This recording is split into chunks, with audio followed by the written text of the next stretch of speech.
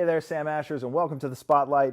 I'm Dave Stutts, and I'm here to give you a word of caution. Before you use this next pedal, make sure you back up all your files, pull out your flash drives, your hard drives, whatever you have, back everything up, otherwise your data is getting corrupted.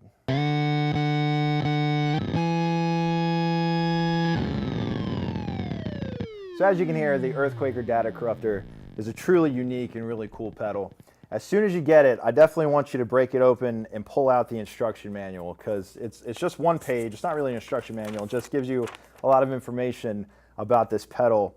And not only is it very entertaining to read, but it'll solve all of the problems or intimidation that you might have with it. Because when you first look at the pedal, it seems like it might be intimidating, but it's actually really not. It's laid out really well. It's very simple. You've got a main level knob up here, the only black knob on the pedal. So if you just set that to what level you want, you'll never go wrong. Then you've got your master oscillator, sub-harmonic, and then everything else kind of just controls all that stuff. So it's not really hard to get into. So they describe this pedal as being a monophonic analog PLL harmonizer with modulation. So you can hear from the intro all of those cool harmonizing effects that you get. And, you know, when I get this pedal, if I were you, when I get it, I would just pull it out and do what anyone else does. Just start playing with the knobs, see what they do, and then jump in here to kind of get down to the nitty-gritty of exactly what everything does. So let's try a few things. We'll play around and see what we can come up with.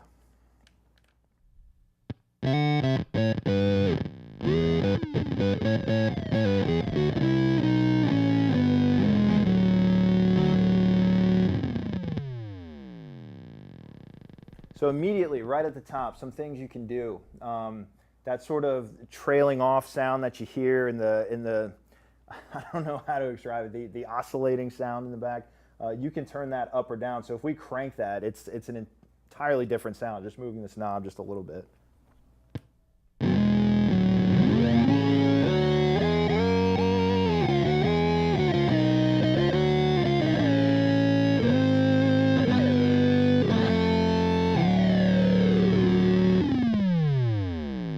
You always get the cool trail coming off of it. It's a really cool pedal. So a word of warning, they do say in the instructions, I took a quick look at it, that it will track on the bridge pickups, but it's not nearly as well as tracking on the neck pickups. So if you're going to use this, I would probably stick to the middle and top pickups. Also, they mention that if you play precisely and cleanly, it'll sound really good, but when you try to play chords and stuff like that, it might get a little chaotic. I think they even use the word chaos in the instructions. So it's mainly for leads and stuff. You can do really cool things with it, get a lot of cool sounds, but it's for tracking melodies. Now, I know I can't be the only one. I mean, we were talking before that this pedal is probably great for anybody trying to do any sort of sound design. I mean, you can definitely use it on your pedal board if you want to make cool sounds at a gig and things like that. I mean, perfect if you want that really unique sound. But imagine if you're making a video game, making a film, some sort of creative project. I mean, just listen to some of the stuff you can get out of this. I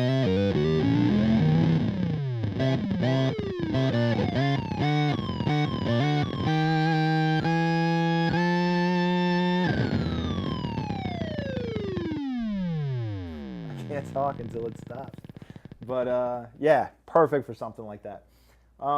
So you can, let's see what the speed and subharmonic knobs do before we jump into some other octaves and harmonies and things like that. So let's see what we can do.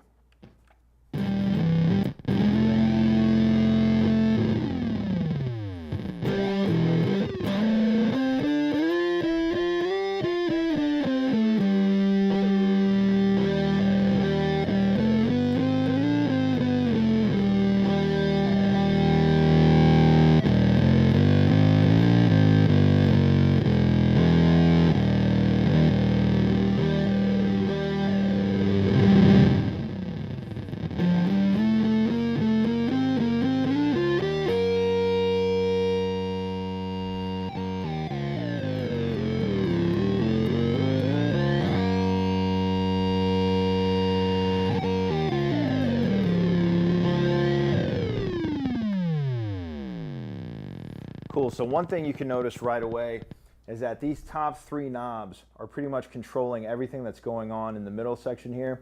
So you can almost think of these as three separate level knobs. So when I cranked the square wave up, everything got louder. When I cranked the subharmonic, everything got louder. And when I turned them down, your levels got quieter.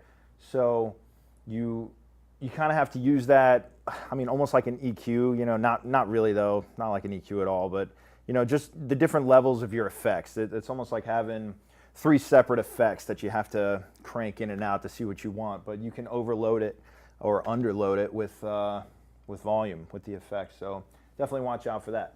So let's take a trip around the subharmonic wheel. We have different options from -1 octave, -2 octaves, -3 octaves. The intervals of perfect fifths, major thirds, minor sevenths.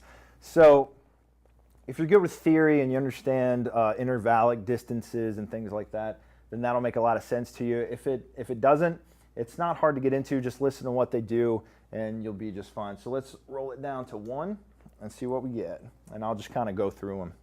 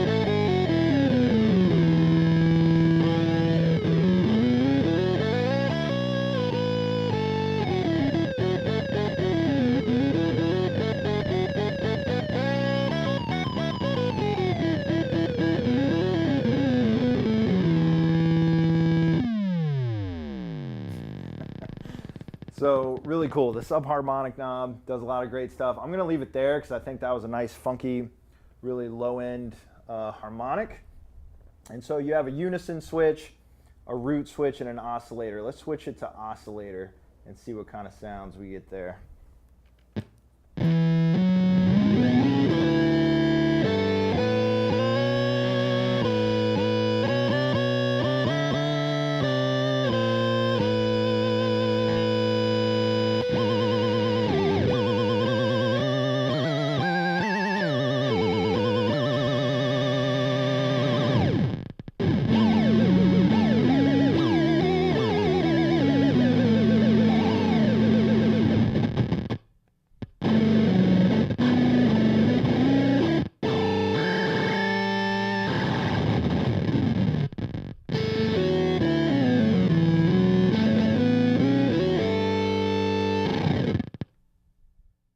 Cool. So one thing we did was we switched it from glide to vibrato, and we changed the rate and frequency.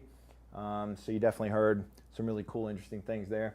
So let's take a trip down the master oscillator knob, which has all of the same options that the subharmonic did, except interestingly enough, this one has a 3-way toggle switch, whereas this one has like a 3-way knob switch. So it's kind of interesting. All right, let's check it out. I'm going to switch this to unison, set it to 1, and let's see what we come up with.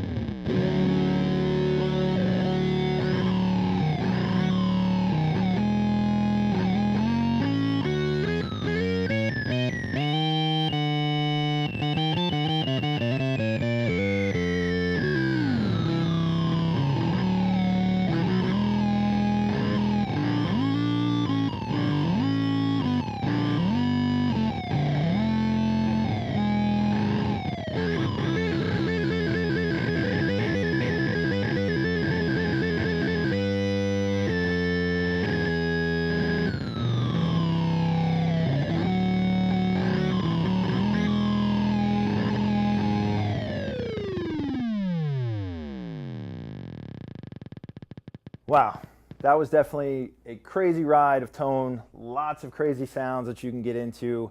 I say crazy, but I actually think they're really, really cool. I think this is an awesome pedal. If you're into sound design and things like that, it's like, I think it's like having a synth right at your feet, right at your fingertips. You know, for a guitar player who may not be good at playing synthesizer and things like that, you can get those really cool, awesome effects right at your fingertips on your instruments. So you don't have to switch instruments. You can hook this up and make your own sound. So let's say you're like a home recording guitarist that wants to write some songs, or you want some cool, trippy, awesome synthesizer kind of sounds and leads and stuff. You got it with this guy. That is a harmonizer, so you have to be careful because, you know, on the major third setting, for instance, every note is going to be an interval of a major third, so it might not work well in a scale if you know your scales really well, because you have to have a few minor thirds in there to make a scale make sense, you know what I mean? So you have to be careful what you're playing, but at the same time, it also makes everything you play sound cool. So if you're, you know, kind of a novice guitar player and you just want to sound awesome no matter what note you play, I mean, I could have played any interval, any distance, on any part of this guitar, and it would have sounded cool with that major third, so that's really neat. So that's been the Data Corruptor. Thanks for checking it out. Once again, I'm Dave Stutts, and thanks again for joining me in the spotlight.